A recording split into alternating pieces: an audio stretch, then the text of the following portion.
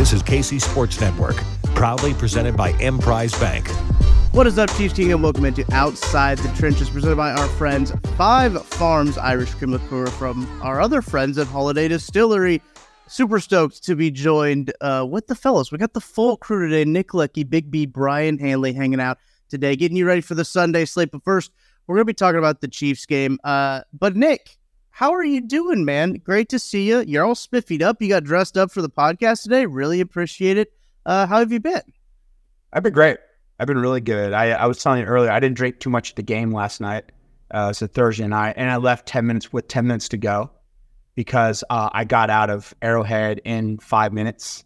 Nice. And if you know me, I'm chill always, except for lines. Whenever I get in lines, it's just like my blood starts to like get slowly heated up just a little bit, and I lose all my whatever, all my wits about me. I don't get you're cool. Yeah, like airports. When I'm in the TSA line, when I'm in the TSA line and I'm behind someone, and they're like, "Oh, I can't bring this bottle of water through. I can't bring this Bowie knife or this machete." Like, "Oh, the rules changed." And I'm like, "Oh, I can tell you haven't traveled since 1800s when they had stagecoach." Yeah, and the same thing with waiting for Arrowhead. Everyone's drunk and everyone's getting out, and people are walking across the street with blind trust, and it's not like that, It also takes forever to get out of that parking lot if you leave after game time. I think that we were here doing a post game show, and our fearless leader BJ Kissel had called us because he was at the game, and he's like, "Hey, what are you guys doing?" And then this was after the post game show was already done. We just finished packing up, and he's like, "Oh, we just got like on the highway," and this was like a good probably hour and a half after the game to get back to our general vicinity. But Big B, how you doing, my man? Been a minute. That game probably went about as well as we thought it was going to go, I think, when we talked about it on our Five Things segment.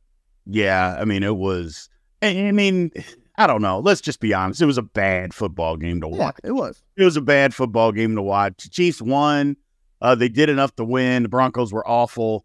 Again, I don't know. It was pathetic. I tried to live stream it. We started talking about sports movies right in the middle of the game. I love that. I was here for that live stream. Yeah, it was just crazy. It was like we're live streaming and people just got interested, and somebody just said, "Hey, man, let's talk about something else." I was like, it was bad. It was not a very eventful game. The Chiefs offense has not been the Chiefs offense that we're used to. Only scoring 19 points against literally the worst defense in NFL history is not good. Not a great look. But hey, getting it done. It felt like a game where outside of a couple of play calls, I feel like Andy Reid kept it pretty vanilla because they're going to see this team again in like 2 weeks, a week and a half, essentially. But they do get the short week, or off of the short week, they get the 19-8 win, which is a score that has only happened one other time in NFL history.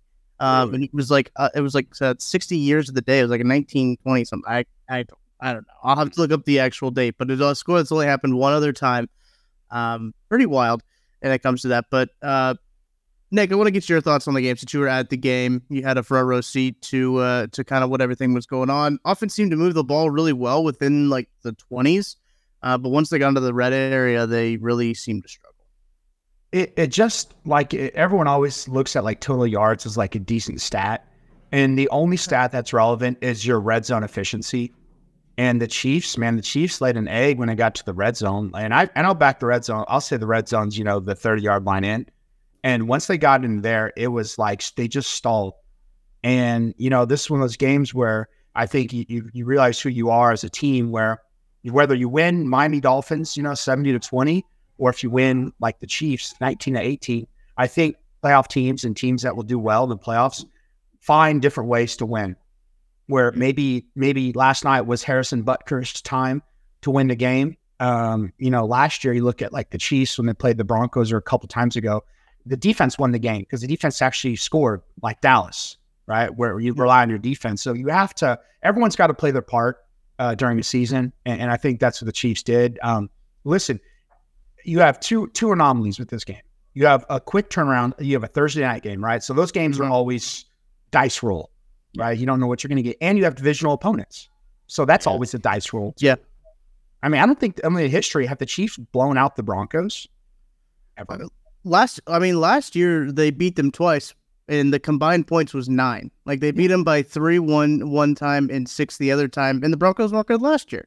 So that just kind of goes to your point. But Big B, I want to get your thoughts kind of on, obviously a very boring game, but the offense for the Chiefs seems to be almost unrecognizable in these aspects of what they've been able to do historically, and this defense seems incredible, truthfully. Well, the one thing about it seemed like the Andy Reid and some of the play calling, like they were just toying around with certain aspects during the game, just calling crazy plays just to see if it worked.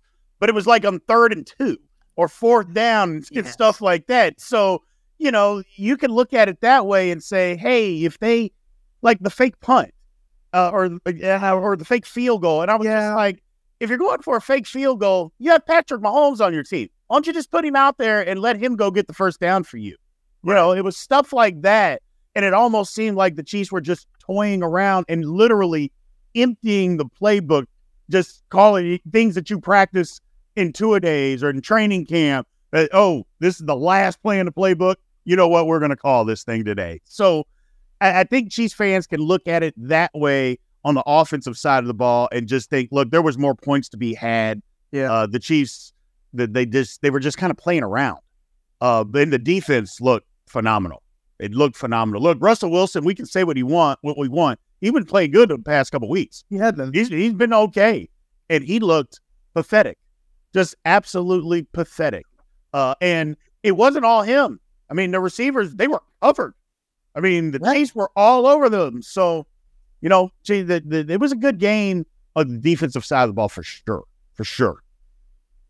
Why can't defensive games be celebrated like the Chiefs Rams 66-55 shootout, where it's like, yes, greatest game ever? Why can't we come to appreciation where we appreciate when the defense does well, right? We never will. You're right. We never will. I think you can get to that point a little more if both defenses were dominating the game. Yeah. Like the Broncos didn't dominate the Chiefs. The Chiefs got in their own way too many times. But if the Broncos had just shut the Chiefs completely down, then I think we could get to a point to where we could celebrate it a little bit more. And I get what you're saying, Nick. It'll never get there, but we should be able to get there. 3 takeaways for this Chiefs defense. The first interception that Russ threw to Nick Bolton, I'm not sure what Russ was looking at, truthfully. Watched a few replays of that. Threw that ball right to Nick Bolton. It's like he didn't see him drop at all. Like he just wasn't even looking at the second level and was like, oh yeah, I can't think it was Jerry Jeudy he was trying to throw it to. He's like, he'll turn it, he'll be right there. But Nick Bolton was standing right there. They had Trent McDuffie forced a fumble to end the game there. And Justin Reed had an interception too. Offensive tip. Yeah. So the defense is doing their job. Like that's clear. Even after the game, Patrick Mahomes said like, hey, like the defense is allowing the offense to be able to figure this out by winning these games for us, by still stacking some wins as it goes on. But it was a frustrating game from an offensive perspective. From a defensive perspective, I don't know if it could have been better, because Big B, as you mentioned, I mean, we talked about it on 5 things, like that. Russ was playing pretty well, and that offensive line wasn't like as big of a slouch as you thought that offensive line has been playing. Now, Mike McGlinchey did not play very well. He's not really played well this season at all. Chris Jones a couple times made him just like a sideswipe. Malik Herring, I think, did a little just like sidestep on him and just pushed him out of the way. And I was very confused on the fall of Mike McGlinchey, the fall of the House of McGlinchey. This has been the new show that's coming out on HBO Max, I'm sure, but.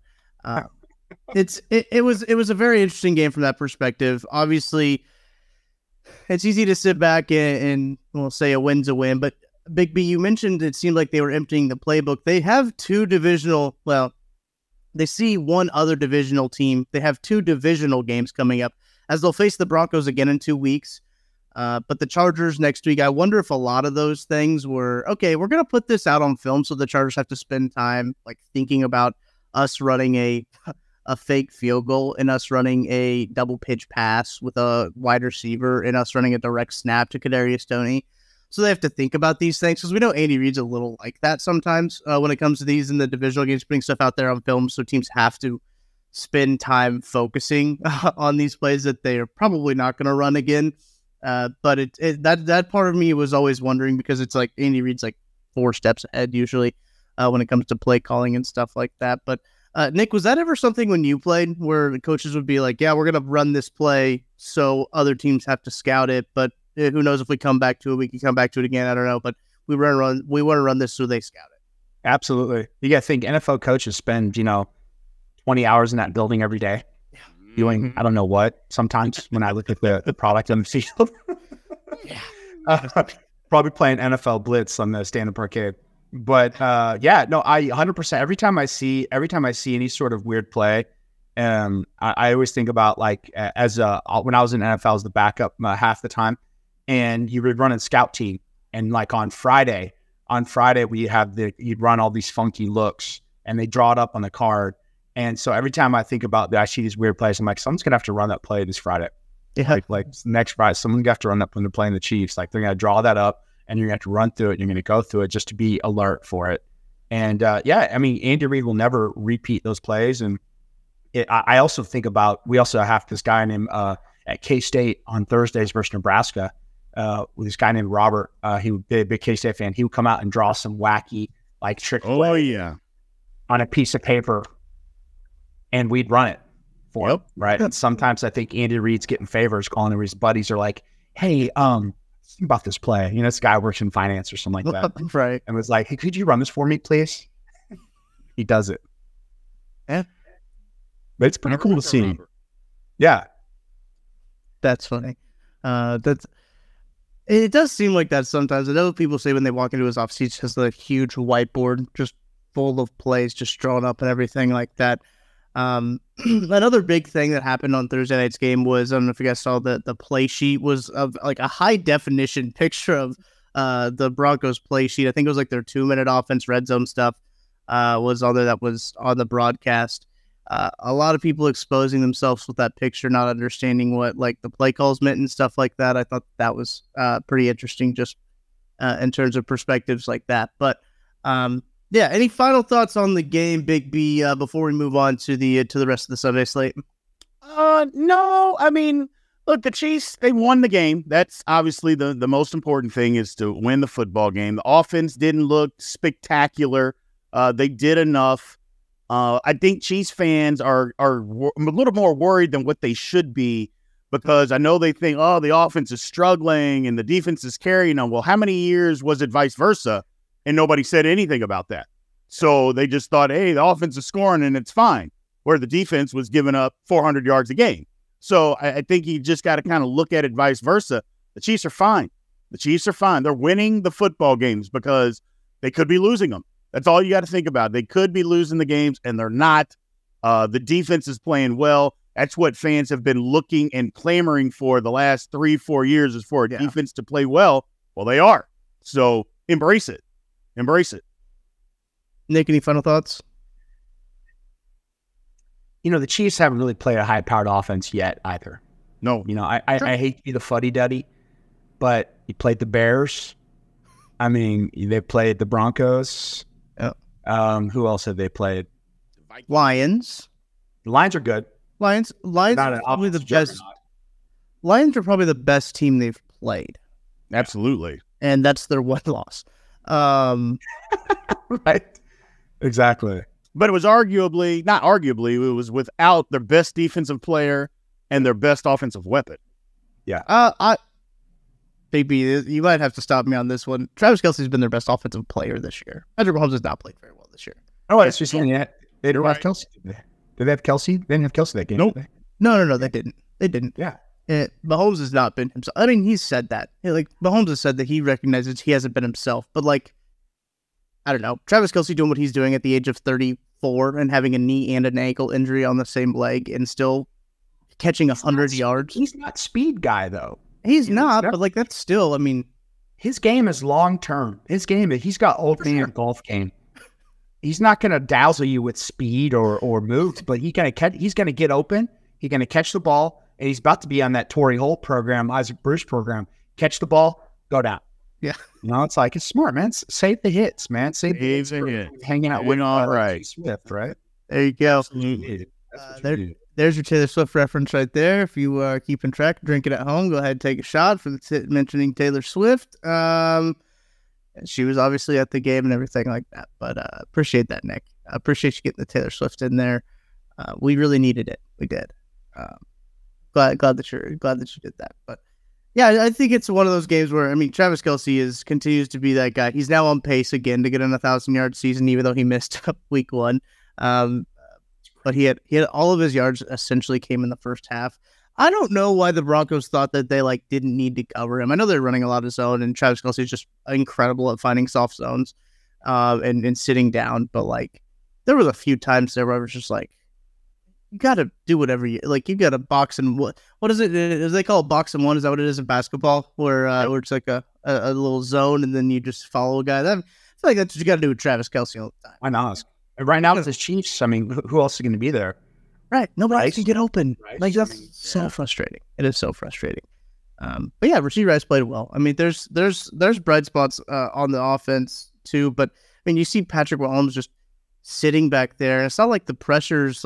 I think a lot of the pressures that the Chiefs have given up on the offensive side of the ball have been long pressures, just because no one's getting open. I feel like the offensive line's playing fine. Jawaan Taylor got a holding call yesterday. I think Donovan Smith played pretty well yesterday as well. On Thursday, yeah. Not a great D line though either, right? Not world. That's fair. Yeah.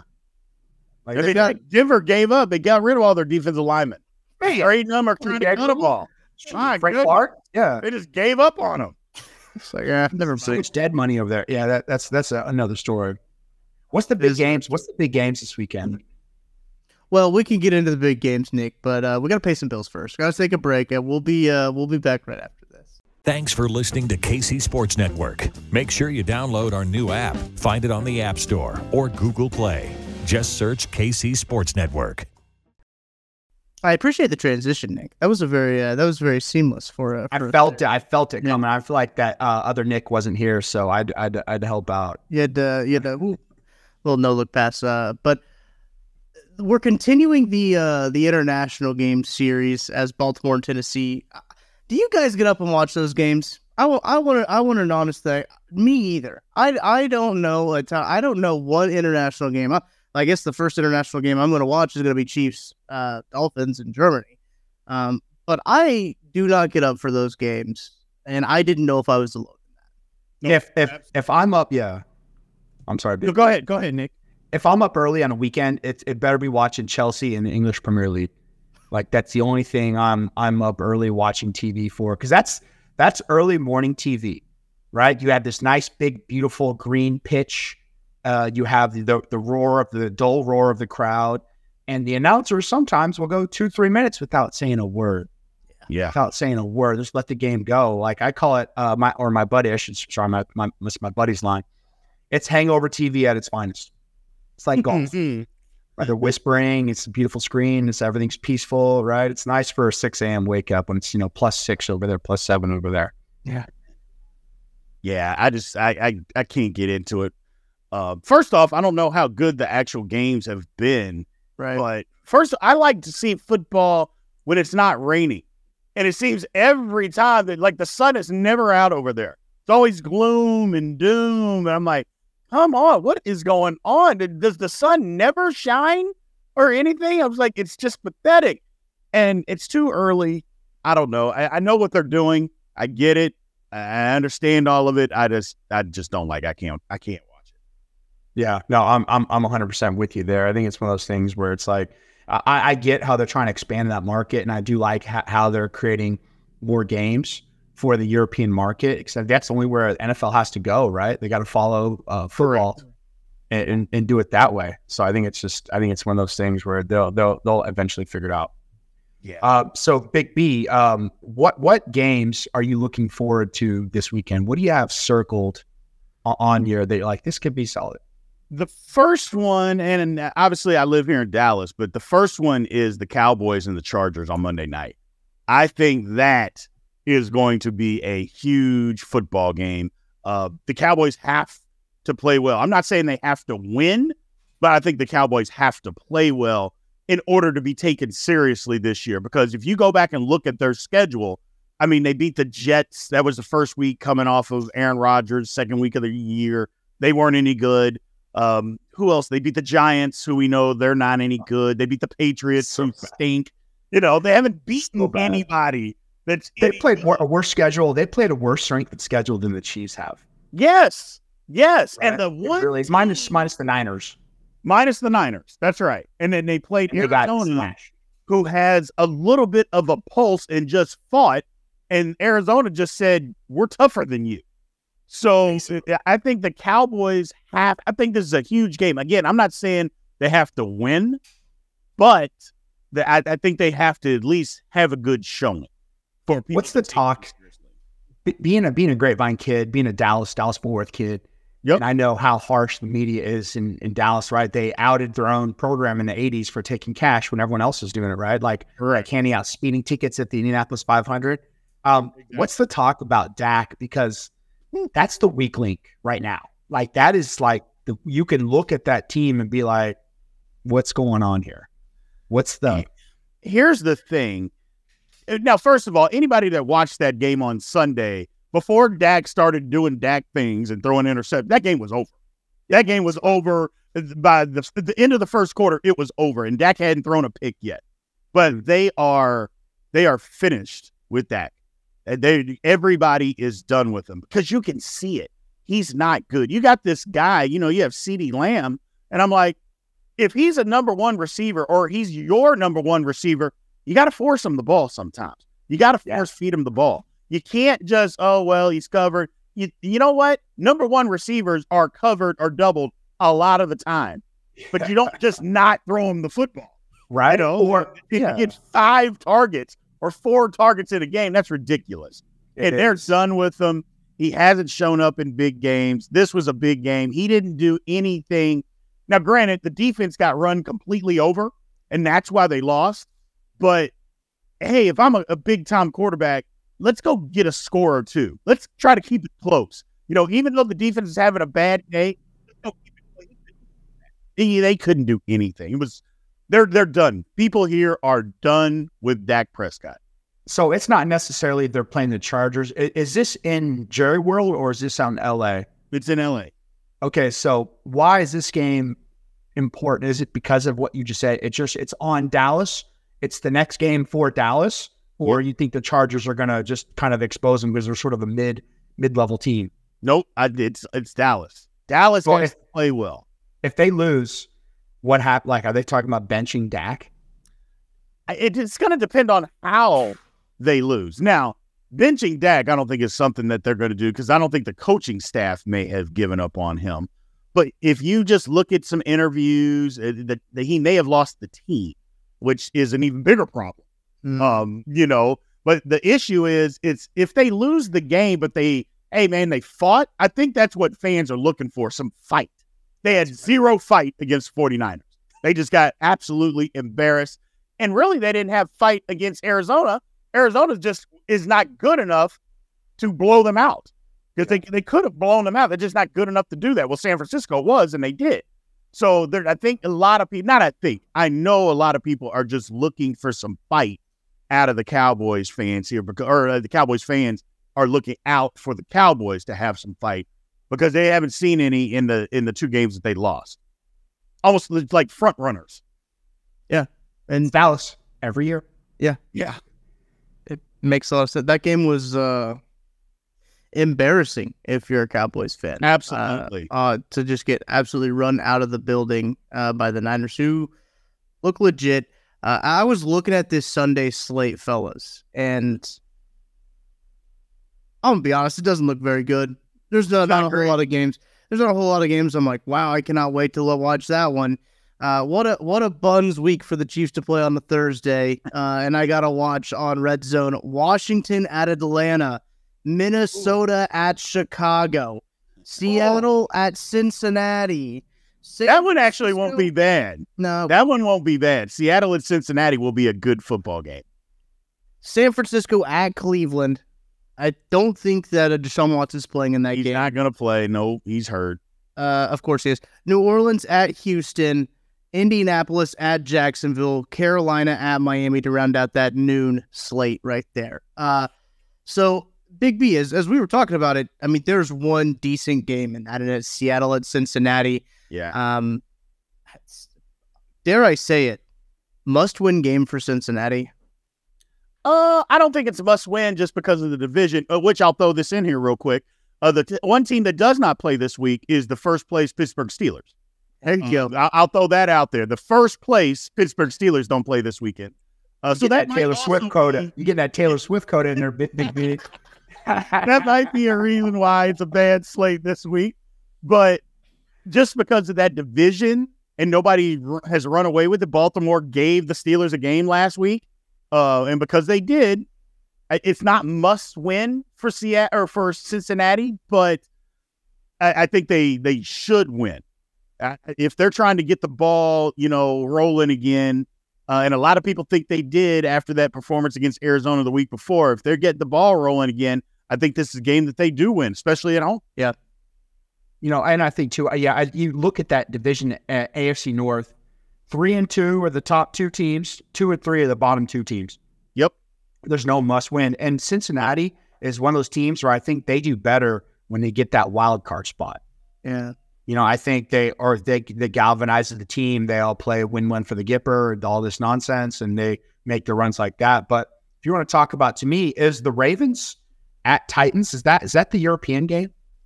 Yes.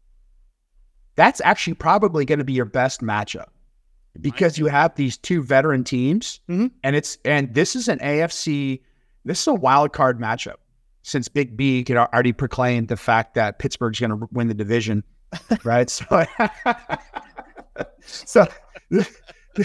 this could be a wild card or a divisional matchup and preview. And, talk about a team place where you can appreciate 2 great head coaches and 2 consistently great defenses. Tennessee doesn't get that love that Pittsburgh gets from the 70s Steel Curtain. But this game will be actually must-see TV. It'll be a good football chess match. Yeah. Yep. The one thing is that Lamar Jackson is playing pretty good other than the last 8 minutes of that game against Pittsburgh where he was bad. That interception. Oh, my gosh. A rookie doesn't make a throw like that. But before that, the guy had 8 drops in the game, 3 touchdown passes. He was really good. And a lot of people overlooked that part and just saw the last highlights and think, oh, Lamar was terrible. I'm like, no, he wasn't. He wasn't terrible at all. He actually played really good. And I was like, gee, many Christmas. Yeah, you can't drop 8 passes, including 3 sure touchdowns. Not, it might have been a touchdown, but 2 of them were in the end zone, and the guys were wide open. So it's just like, what else do you want him to do?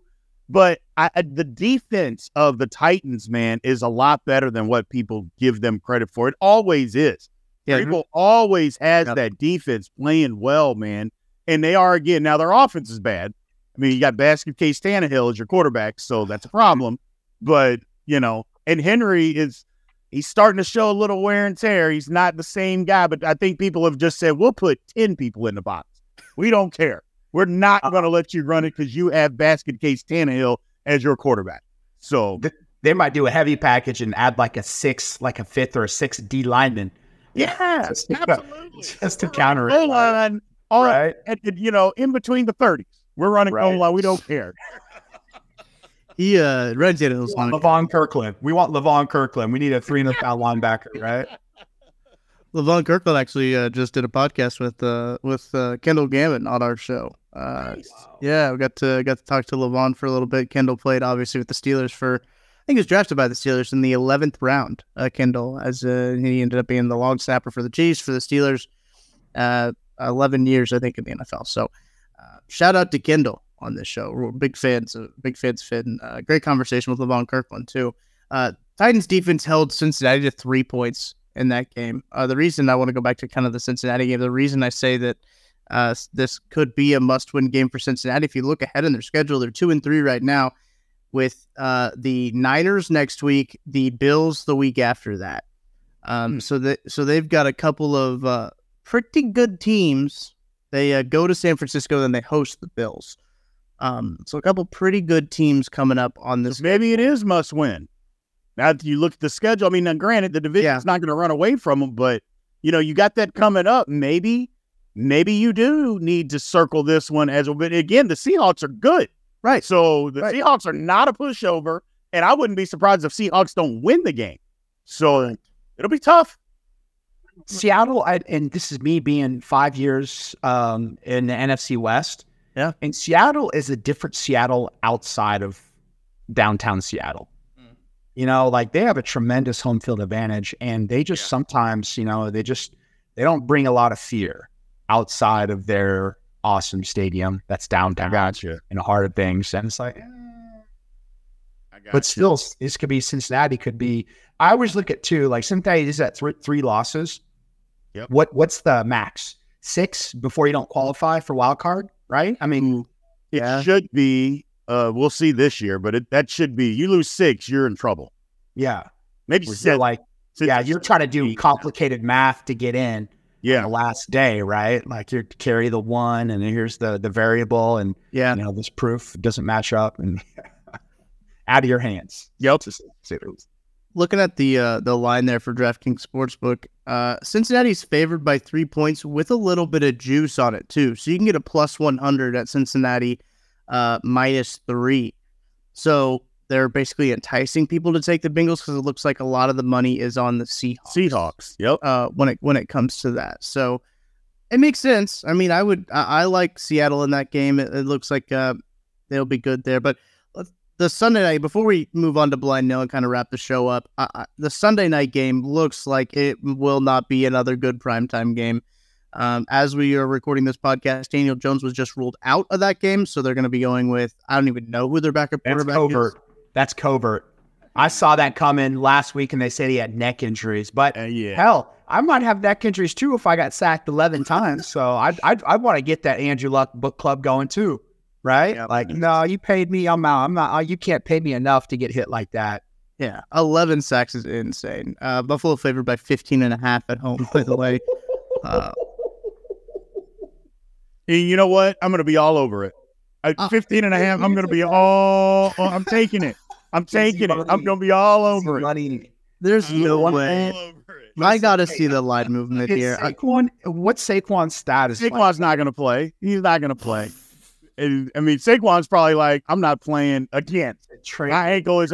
But we talked about that. Remember, he got that 1-year deal. They wouldn't pay him. He got hurt, and Saquon, look, you know what? My ankle's not right all year. I'm not playing. I'm out. That's right. I want that offensive line is pathetic. I'm not getting beat up like this. Nope, I'm done. All right. So I had a teammate who will remain anonymous when I was with one of my teams, and it was like week 3, and he got like an injury that's like a 2 to 3 week injury. I'm keeping this totally anonymous. 2 to 3 week injury, right? And he goes, "No, I'm good. Just put me on IR." Yeah. I love it. It's week 3. Week 2 and 3 goes to school. I'm done. I'm done. Like a month later, he's like, just get back from golfing, and like comes to the facility. I'm like, dude, I wish I could not give a crap like that. That's fine. That's probably with Saquon. Saquon's on that. Like, if I'm a good player, why am I going to waste a year of my life when our team is garbage and you don't have faith in your head coach and you just paid the quarterback who's not that great and they didn't pay you, who is a Hall of Fame caliber player? I would get an ego and be like, why am I going to bust my chops, sacrifice my body if you don't want to team? That's right. For you didn't show me the loyalty. That's right. Right. I get it. I get it. So I get, me, I'm always pro player. And that mistakes where it's like, okay, so what you get? We're going to get beat 40-0 and we're going to get sacked 11 times. And you want me to go run behind that? No, I'm good. I'm good. My wrist hurts. My elbow's sore. Right. And I have turf thorns. So what's really interesting, I've been looking at the DraftKings betting trends here. The line is at 15.5, as I mentioned, but it hasn't moved yet from Daniel Jones being out. Wow. So that was pre-Daniel Jones being out, or it was already under the assumption that Daniel Jones was not going to play. I got to believe that. It said neck. I saw neck last Monday or something, or whatever. It was like. And they said, okay, yeah, he's not going to play. It doesn't make a difference. I'm sorry, Daniel Jones. It doesn't make a difference. Like It's the system he's in. It's not you. It's the system. Right? I just don't think that they're bad. They are bad. They make the argument for why you should pay running backs too. Yeah. They will. Unbelievable. They're bad. Yeah. That offensive line, they're really, I mean, he's hurt. I mean, I was going to say they're trying to get him hurt. Well, they did. They succeeded. Yeah. Hey, bias Rolexes next time you get paid, buddy. Right? Maybe you only give up 7 sacks instead of 11. Tyrod Taylor will be taking the field for the New York Giants. Heck, but didn't he get hurt in the game too, though? I think that because there was a game earlier this year. It was the 40-0 game, right? Where the Dallas beat him there, where they pulled Daniel Jones and they played him. He might be on the injury report. Let me look that up. It might be. I tell you what he's not doing. He's not getting that pregame injection. Not getting any shots from any doctors. Justin Herbert. That to me has got to be the most underrated story that no one ever talked about. Yeah, how did Herbert get a start? Under the rug, man. Tyrod got a $2 million check from the owner that just said, "Look, man, we want to play this guy. We got to have a reason. Here's $2 million. Just take this money and say that this is what happened. Because otherwise, wouldn't he sue the doctor and the team? I think he did. Oh, he did? Oh, okay. I think he did. Let me look that up. I mean, there'd be no chance that he doesn't sue them. Look, I'm the starting quarterback, and you give me a shot that punctures my lung, and I can't play? You're right. I'm the own part of this team. Man, for real. We come in on that revenue sharing. It was going to be, what, 32 and a half teams on that revenue share? And this would be LLC owned by Tyrod Taylor? Absolutely. So, according to ESPN, Tyrod Taylor sued the Chargers team doctor for medical malpractice and seeks at least $5 million after punctured lung. That was in September 18th of 2022 is when this story was published. So just over a year ago. I don't think because that was the first hit when I Googled it, so I don't think there's been a resolution to that case. I don't know if he would settle. If he would settle, he would at least get $5 million. But I just pulled up the Giants injury report. Holy cow. Everybody's on it. You would think I pulled up their roster. A lot of feelings. You got neck, ankle, shoulder, knee, shoulder, hamstring, groin, ankle, groin, knee, ankle, illness. That guy's just sick and tired of losing. I was going to say illness. he's just sick of losing. But sick. My heart. What's wrong with it? I'm sick. What's wrong with you? I'm sick of this shit. It's basically what it comes down to. That's what the injury report is, man. That training room's crowded. Everyone's like, man, just put me on IR. Like, just let you get out. They're gonna run out of players. It was a great move. It was a great move by that dude I told you about. So I was like, I hate you, but that's a great move. You know, you quit on us, but that's a good move. I would do some more prying after the show to figure out who that is. But first, we're gonna take a break, and then when we get back, we'll do Blind Nil, everybody's favorite segment coming up next. Thanks for listening to KC Sports Network. Make sure you download our new app. Find it on the App Store or Google Play. Just search KC Sports Network. The NFL season is going strong, and DraftKings Sportsbook is hooking new customers up with an offer that's even stronger. Bet $5 on any game this week to score $200 instantly in bonus bets. And DraftKings isn't stopping there. All customers can take advantage of a sweetener offer every game day this October. Yes, but you can get on the game day greatness. Download the DraftKings Sportsbook app now and use code KCSN. New customers can score $200 instantly in bonus bets when you bet $5 on the NFL. That's code KCSN only on DraftKings Sportsbook, an official sports betting partner of the NFL. The crown is yours. Gambling problem? Call 1-800-GAMBLER or visit www.1800gambler.net. In New York, call 877-8-HOPE-NY or text HOPE-NY. In Connecticut, help is available for problem gambling. Call 888-789-7777 or visit ccpg.org. Please play responsibly on behalf of Boot Hill Casino and Resort, Kansas. Licensee partner Golden Nugget, Lake Charles, Louisiana. 21 and older age varies by jurisdiction. Void in Ontario. Bonus bets expire 168 hours after issuance. See sportsbook.draftkings.com/football terms for eligibility and deposit restrictions, terms, and responsible gaming resources. All right, let's get to it. Blind nil here on Outside the Trenches, presented by our friends at Five Farms Irish Cream Liqueur. Who wants to start with us? Who wants to start off? Let Nick go. All right, Nick, you were very excited. You hopped on and you're like, I've got to pick mine. That's true. That's true. a good point. Good point. I did. So went to the Chiefs game, and I just kind of reframed my thing. What is something that you have hyped up and it totally lived up to your expectations? So I'll give you guys some time to marinate on that question. Walking through the Chiefs game, and we had end zone seats. We were in the upper levels, which I love end zone seats. End zone seats kick butt. You see all the action. Yeah. And I saw something, and I go, that's going to be great. I got it, and I tried it, and I'm like, that's better than what I thought.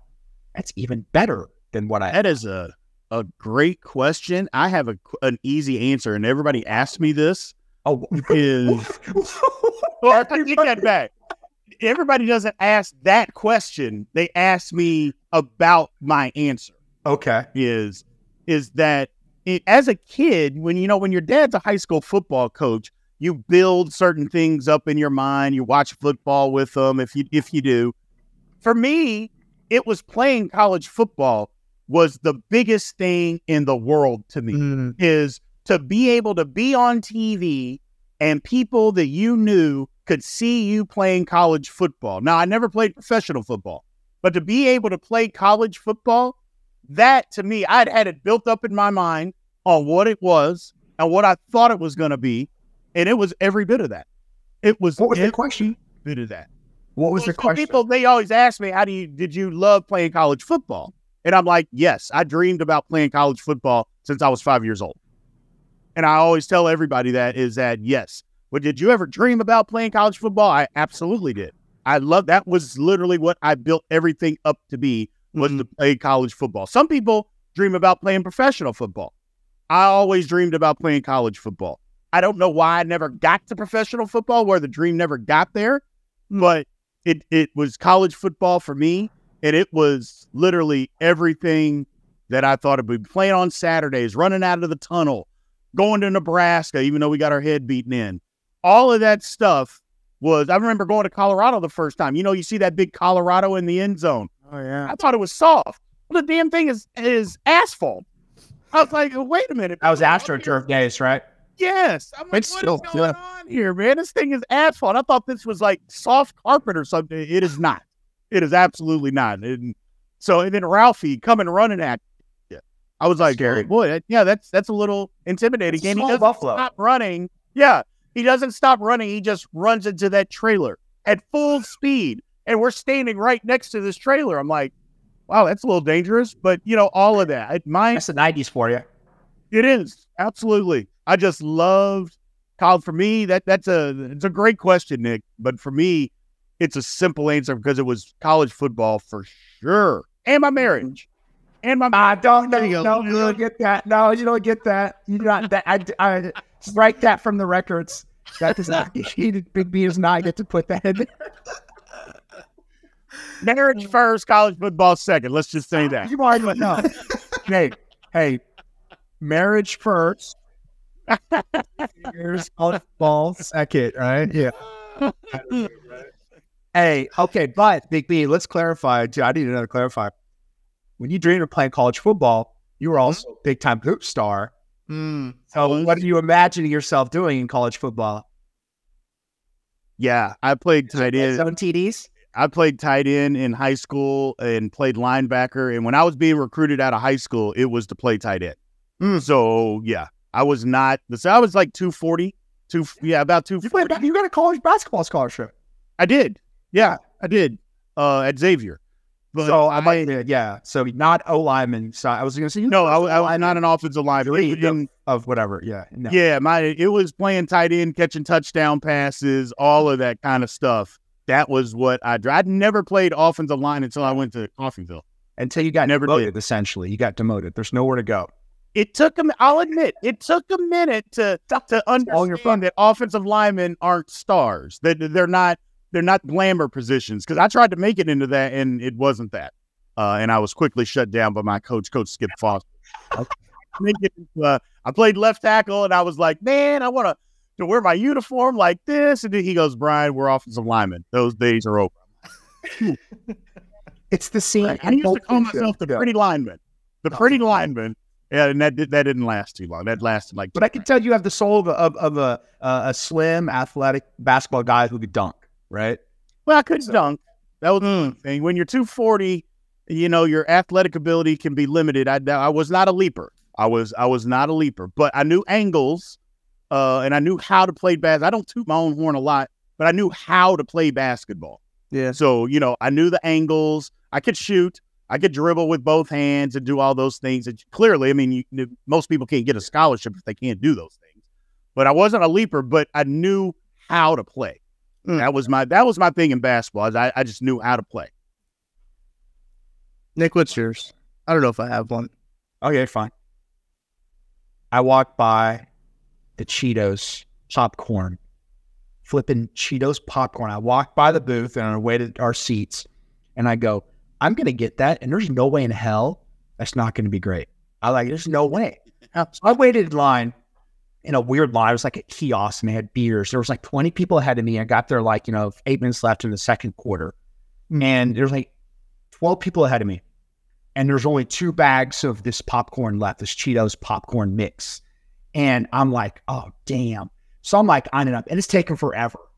I get people up there, can I get, and I'm like, hurry up, right? Once again, lines have triggered, right? So I'm like, hurry up. So I get up there, and I'm like, hey, I'll take the Cheetos popcorn. They're like, oh, what flavor? I go, what? They go, flaming hot or regular? I was like, both. And I tried it, and I'm like, it was a no-brainer. They put in some Cheetos in there, in the popcorn, and they rolled it in dust, and they were very generous with the dust. Oh my gosh, 100%. I was like, this blows my mind. I'll eat this forever. It's like a marriage of 2 worlds, snack worlds, popcorn and like chips. And it's like, that's perfect. So this is like the first time you heard about a band when they're playing like a nightclub at your local bar. Yeah. This is me telling the world, but it's Cheetos, right? So how is that? Is that like the Killer's frontman having the side band saying, oh, they're great? It's like Dave Grohl starting Foo Fighters. Yeah, right? It's like, or even starting another band, Cheetos as well. But I'm here to tell you 10 of 10. I'm looking at your tweet right now, and they look really good. I had to pull it up so I could get a visual as you were talking about it. Yeah. I had to do the shot when I got it home to better, because it looks like caramel corn at the stadium picture. A little bit, yeah. And then I did the second picture was at my house where you could see the lighting of the Cheetos. Actual dust. It was good. Yeah, that's a great tweet. Yeah, I was trying to think of something. I don't know if I can think of anything. That's all right. You ever been anywhere? You been anywhere on vacation? Oh, yeah, that's actually a really good one. I thought the Badlands in South Dakota were going to be cool, and I got there, they were way cooler than I thought they were going to be. Like, nice. You ever been to the Badlands? Either of you? My mother has. She said the exact same thing. She loved it. It's insane. Just like the geography of it all. You don't feel like you're in South Dakota, if that makes sense. You're just like looking at all of it, and you're just like, wow, this was underwater. Like, I guess it would be like thousands of years ago. But you can just see like the different layers and like the rocks. That was a good little prompt there, Nick, if I've been anywhere. But yeah, that absolutely is one place where I thought was pretty cool already, because I'd seen some pictures, be like, oh yeah, that'd be pretty cool. But just like seeing it in person is just like, whoa. The different coloring, the textures of all the land and everything. And I got to see a buffalo there. Buffaloes are sick. Like, bison are sick. They are massive. They're so cool. Those and bears, those are my 2 favorite animals. Bears are number 1. I like a good grizzly bear. Dwight Schrute conversation. We can have my blind know what's your favorite bear. No, I'm just kidding. And then bison is Polis. Big B, do you want to go, or do you want me to go? I got a football one. I don't know if you got a football one. I do not have a football one. All right, let's do the football one then. Yeah. I was like, my football one in non sequitur. Is that the right term? I'm good with that. This one could be pretty quick, truthfully. But I was thinking about since there's a lot of Swifties, right? There's a lot of new people getting into football, seemingly. NFL obviously leaning into it a whole lot. If somebody came up to you and was like, hey, I want the full football experience, and you get to show them one game college or pro, really. One football game to show them, like, hey, this is like the peak of football. What game are you showing them? Man. So my first thought, I'll give you my first thoughts. I for the pros, I'm gonna go the Mahomes and the Rams game. That was that 20. Oh, historical. Yeah. Oh, I thought we were talking like, am I going to show them the Ravens Titans, or am I going to show them the? No. A game that's already happened. A game that's already happened. Everything game. Okay. Yeah. So I'm gonna go. So NFL would be the Mahomes versus Goff Monday Night Football that was supposed to be in Mexico City, then got moved to the Coliseum, I think. And they ended up playing that game, historically high scoring game. Like that showed them, like, hey, that's a really good football game. And then it would be the national championship of USC versus Texas, the Vince Young game. Yeah. Thunder. See, look at that. That's why I go first on these. But those are like the two games of like, you want to see the best football. Those are the two best football games you can watch. Yeah. I was gonna say the Texas USC college football game, because as far as college football is concerned, I don't know that I've ever seen another game as good as that. I don't. So I'm gonna stick with that answer. But yeah, for sure, I could show them that. I think a good one would be the Super Bowl of New England, Atlanta. Ooh. I think you want to talk about one of the greatest catches. I mean, that concentration off the calf, you can't even, I don't think I get my hand underneath that ball before it touched the ground, right? And just to carry it through and to be down to be like fourth quarter wraps, and you're thinking, man, we got this wrapped up. You're counting possessions, 3 possessions. No, we got this. Yeah. Or middle third, and just think about the collapse. And you felt it. Like you felt it. Like you're watching that game, you're like, oh, they are collapsing right in front of our face. Mm-hmm. And it's just, you could show a Swiftie, be like, look, they're up, right? This is intense. This is very intense, right? Then you start going for 2, they getting them, and you're like, uh-oh, you could just feel this slow momentum change. Mm-hmm. Oh, yeah. For sure. Oh, yeah. It's turning around, right? We're not. So I would do that one. And then I would have to show, you have to show a clip from like I'd say the 2000, I go another Super Bowl, because I don't know if a college, actually for another one, I'm trying to think if there was a Rose Bowl. You want to show the setting of the Rose Bowl, right? One of my favorite stadiums. It's beautiful. So I don't know if there's a Rose Bowl game, but I would also show them it was at TCU, Oregon, the Alamo Bowl, right? It wasn't same concept, one team was down by a lot, and they came back, and it was like a high scoring game. Down 31, TCU rallied for a 3 overtime victory. Yeah. Yes. So you want to talk about, so you get the college overtime experience. Yeah. Where it's like, that's intense. Like, that's such a cool concept that I wish the NFL would adopt. It's good for TV. So you get the college overtime experience, you get the comeback, right? It's a whole game, and it's just like kind of a B-side game. It's not for nothing, right? It's just an Alamo Bowl, but it's like, you see these college players, cool uniforms of Oregon, right? So you look good. Yeah. And then, so that's why I showed Swiftie. I like it. All right, Big B, take us home. And mine, it kind of ties into the Swifties, now that Taylor Swift is, has embraced pro football and is intertwined in football now. My question is, what is the best concert that you have ever been to, that you've ever seen live? All right, I know. Go. So in 2009, I signed with New Orleans on St. Patty's Day, funny enough. Ooh. In 2009. It was fun. It was a good time. And then we moved up there, and we had New Orleans has a thing called Jazz Fest, and they hold it at the racetrack. And it's like 2 weeks of like, one's jazz, one's like rock, whatever. And I'd been a massive Kings of Leon fan since before. Like, I saw Kings of Leon here at the Harrah's Voodoo Lounge in Kansas City in 2007, right? So I was like, they were like, half the thing was empty, right? It weren't big yet.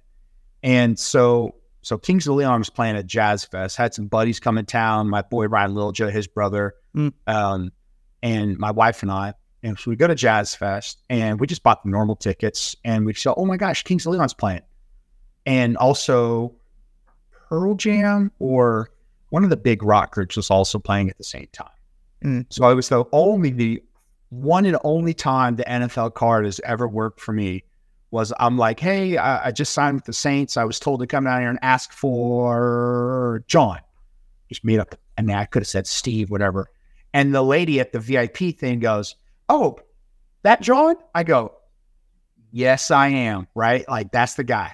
And it was Caviar John. And he was running the damn thing. And I'm like, hey, man, I'm with the Saints, just signed. Can you let listen to VIP? He said, oh, yeah, man, come on in. So we got VIP. We went from like the dusty, like infield to like, they had this tent. It was elevated off to the side. They had it was, April, so it was hot as all get out in New Orleans. Yeah. They had the bathroom on the trailer, right, with the air conditioning. It was cool. It was lovely. I want to take a shower in there. And classic New Orleans, I asked, they were giving out beer back in the VIP. And I go, hey, you guys got any alcohol? And the lady she goes, I'll sell you this bottle of Crown Royal. I go, and this is me up there, like I'm getting drinks for for all four of us. And I remember, and I'm thinking, $500 or whatever. I go, how much? She goes, 30. I go, I'll give you 40. Let me get it. And I come back, right? And it's like one of our jokes or running jokes is I was like, I came down and I put the ball down and I go, no way. And we're watching. So Leon had the VIP, got a bottle of Crown, space. Nice. It was awesome. Nice. That's sick. Awesome. Mine is very simple. I can remember 1993. I saw Michael Jackson. Damn. I did. Michael Jackson is just on a different level. And I've seen Prince. Prince was incredible, but I tell everybody, Prince is the second best concert I've ever been to. And his was absolutely amazing. Michael Jackson's on a totally different level. Yeah. Was that nobody? No, it was after. It was after the Pepsi commercials. But he's just on a different level on what he did, how he performed. Totally different than everybody else. Prince is a better musician, but as far as a concert and entertainment, yeah. Michael Jackson, it was absolutely insane. Enlighten Tucker, because obviously Michael Jackson has the question marks regarding his affairs with children, and that's like all I know because like when I was growing up, that's all I really know about Michael Jackson. Here's the thing about Michael Jackson: like everybody throws I shouldn't say throws a fit, but gets excited about Taylor Swift and Beyonce. Michael Jackson could come back from the dead right this very second and just walk in some country and people would actually just start fainting and passing out from him walking by. Yes. That's all he'd have to do. He wouldn't have to say anything. He wouldn't have to do anything. Just walk by and people and hundreds, maybe thousands of people are just going to pass out that this man walked by. That's how famous Michael Jackson is. Like I said, he got all that. And look, I don't want to get into what he did or what he didn't do, blah, blah, blah. Right. But as far as him being famous, just that I don't think there's been a person on this earth that has been more famous than Michael Jackson. I just don't, not Tiger Woods, not Michael Jordan. That's what I'm talking about. He was bigger than all of them. Right. By a factor of 5 or 10. Factor of 5? Factor of 10. He was 10x, whatever the most popular. He met Princess Diana. Princess Diana was like, hey, can you play Dirty Diana? And he's like, I wasn't going to play it, right? Like, it was like he was massive. Like, Tucker, look up, do yourself some, and look up crowd hysteria, Michael Jackson. They literally, like, people would faint at crowds and they would body surf them to the front for security to it was wild. Now, granted, it's a different time now, but Michael Jackson he was the first big time superstar to do the Super Bowl. And it was the same year that I saw him in concert. Well, he came out, pops up out of the stage and just stands there for 90 seconds. Doesn't do anything. He just stood there. People lost their mind. Just lost their mind. Today, if that happened, people would be throwing stuff on the stage. Hey, man, let's go. Get it go. But if it was Michael Jackson that was doing that today, they wouldn't. People would they would just be losing their mind that he's standing there not doing anything. That's how crazy famous that guy was. It was unbelievable. Impressive. It's impressive. Yeah, but that's for me. That's for easy. It's easy. Yeah, I obviously like his discography is incredible, but just the phenomenon around him too. That's. I'll do some research on that. That's my homework for this week is doing some Michael Jackson research. But for me, I was supposed to go to the Beyonce concert, then I got moved to the Sunday Night Football game, and I feel like that would have been number one. But I saw Panic at the Disco. That's a good performance. But I went to a Zach Bryan concert. I don't know if you guys are familiar with Zach Bryan, a little country, little folksy type country, all like acoustic banjos type stuff like that. It's a really good performance. Air's my favorite song. Yeah, I mean it's a very I don't know what word am I looking for? It's very bare in terms of just like the musical. It's raw, probably is a better word for it in terms of like how it's done. But his stage. So this was actually the largest concert ever at the Sprint Center, I think, which was partly that. Well, sorry, T-Mobile Center. That kind of added to like the ambiance and like the aura of it. It's like the most people they've ever put in to that stadium for a concert. But his stage was like so if you think about like a WWE ring, like in the middle, how they could use every single seat in the house because it was a square, and he would go to each side and like sing and move around to like each side of like this rectangle stage. So it's nice. It's pretty cool. It was a good experience. But yeah, I feel like Beyonce would have been the number one. Got tickets for Tara and I to go, my girlfriend and I to go, but then they did reschedule it because I think it was a scheduling conflict on Beyonce's end in terms of like travel. She ended up having to move like 3 or 4 shows. Because of it, and then cancels her like Seattle show. I think the one in Pittsburgh even got moved a little bit, but then they moved it to when the Chiefs played on Sunday night, and I said I cannot do that. No, so that was not very fun. But from everything that I saw, that she killed it at Kansas City. She loved Kansas City as well. As another part of it. Apparently, Kansas City is becoming a big hub for stars to come and hang out. Who would have thought at the beginning of the year? I don't know if that was on your 2022 bingo card. I guess it's 2023. If it's on your 2023 bingo card, but Kansas City becoming the next Nashville. No, I don't know. I mean, Kansas City, I mean, the acoustics in Arrowhead, I mean, and if you're big enough to be able to get in Arrowhead, your concert's going to be amazing. Yeah. Yeah. So, Ed Sheeran played there this past year. I think Luke Combs played there last year. They had Elton John and Stevie Nicks. No, Taylor Swift did 2 nights there. It wasn't Elton John. Billy Joel. Yikes. Tough there. He played at Arrowhead, but he had played in Kaufman before. Garth Brooks is going to play at Kaufman, I think, next year. He's an entertainer. Yeah, he is, isn't he? I've heard that. If you put him like Mexico City, if you want to look at concerts, there's some Metallica in Russia, where they must have played in front of 1 million people. Wow. Look at Metallica, Russia, and then like Garth Brooks in Mexico City, and he's like sprinting across stage singing, and he's returning a pick 6 from the goal line. Like it's like he's running 100 yards in front of a video screen. This is wild. But yeah, that's nice. You're talking about epic concerts. I love it. All right, fellas. Well, appreciate you hanging out with me, talking some Chiefs, getting people ready for this Sunday slate. Appreciate everybody listening and hanging out with us here too. We'll be back to our normal schedule next week. Thursday night game throws everything off, but appreciate you listening to Outside the Trenches presented by our friends at Five Farms Irish Cream Liqueur. That's going to do it. For Nick Leckie, for Brian Hanley, Big B, I'm Tucker Franklin. We'll catch you next time.